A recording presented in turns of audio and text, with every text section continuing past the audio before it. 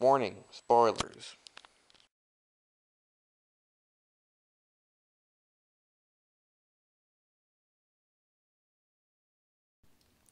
Hey everyone, how's it going? Today I'll be talking about the New 52's Batman Robin, Volume 1, Born to Kill. The story begins somewhere in Russia where a member of Batman Incorporated, sorry we don't, get a name from this guy, and he's chasing down a thug. He captures him, but the thug is then shot twice in the eyes by an invisible man. The invisible man then continues to kick the ass of the Russian Batman, and he asks who this man is. And the man reveals himself and says that I am nobody, and soon you will be. After that, we see Bruce and Damian, and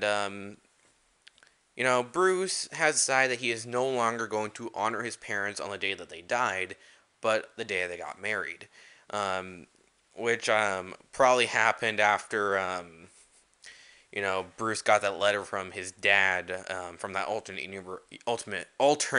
universe from Flashpoint. Um, and Damian does not care. He's like, screw that. I don't give a crap. That's basically the gist of what he said. And Bruce isn't happy about that. After that, uh, Batman and Robin have to go and stop some bad guys, and it does not go well. Yeah, you know, collateral damage, people nearly dying, several people wounded, and the guys that they were trying to stop, well, yeah, basically describe what those guys look like now. Yeah, John Carpenter's a thing. That's the best way to describe what those guys look like now. Um, like, they don't show in this volume, they show it in the next story arc, but damn, what Damien did to these guys. I can see them wanting to kill this kid. Um, but yeah, Bruce is not happy about this. And he talks to Damien, and Damien's like, screw you, man. I'm not going to be your target. I'm not like Dick, Jason, or Tim. And, Bruce is just kind of like, what am I going to do with this kid? He doesn't know how to handle Damien. And to make things worse, nobody knows who Batman is, and he's planning to go to Gotham and pay him a little visit. And, yeah, I'll just leave it there. This story is very good. Once again, the writer is Peter J. Tomasi, and Tomasi, you know, really impressed me in here. Like, it's done very well. The story arc with Bruce trying to, work with Damien is very good. Um, he sees that, he has to work differently. He has to think outside the box with Damien. Um, we all see that he's worried about Damien, not just for, his son's safety, but also what he could do to people. Um, and he also sees a little bit of himself in Damien, which a lot of fans could see during the original Batman and Robin run when he was working with Dick Grayson. Damien himself is kind of a good thing, bad thing. The good thing is that it shows people who didn't know Damien, give them an idea of what this kid is like.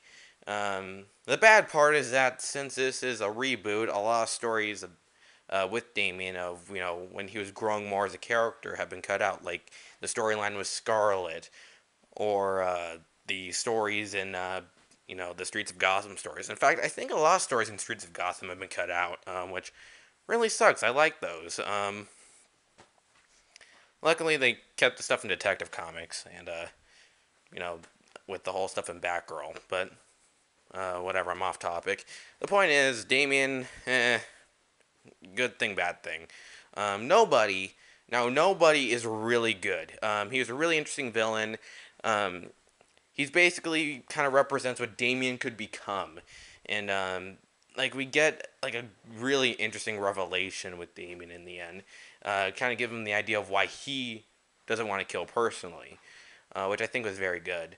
The artwork, once again, is done by Patrick Gleason, and Gleason, as I said before, he's good, but there's been points where the artwork looks a little bit too disproportional, and in here they add this weird feature, and I don't know if it's just me, but I noticed like little ghost faces on like the walls or something. Like whenever someone is being murdered, you kind of notice stuff like that. Um, or like in this one image of Killer Croc, I couldn't really find it, but Killer Croc, like they show an image of Killer Croc in his mouth, this opening, and you see like these faces on it, and I don't know what that's all about. Or hell, I don't even know if those are supposed to be faces or holes or something. It just looks weird.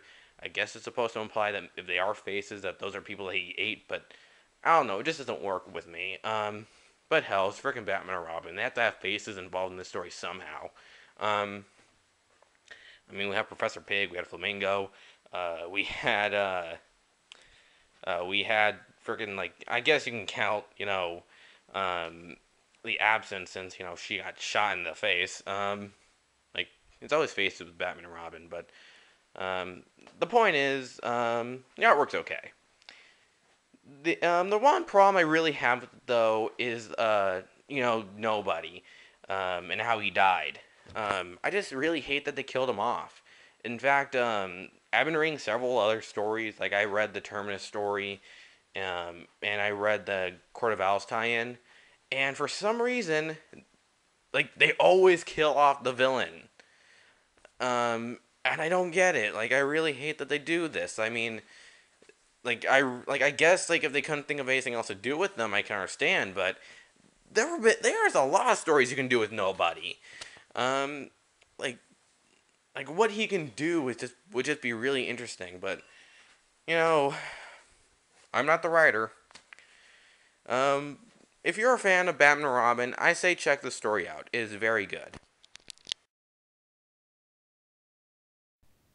That's all I gotta say. Goodbye.